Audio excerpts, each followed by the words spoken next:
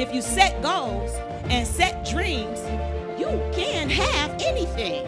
And I know this because I was born and raised right here in Detroit on the east side, on Lakewood Street. I'm the youngest of 12 siblings. And while growing up on Lakewood Street, I was always exposed to more, bigger, and better things. Because Lakewood Street isn't far from Grosse Pointe, Michigan. And my dad used to take us for rides down Lakeshore Drive to see the freshwater Lake St. Clair, the big boats, and the big, beautiful mansions. I used to wonder, what kind of jobs do these people have to be able to afford these kinds of homes? What exactly was it that they did? I wanted it. I had to have it.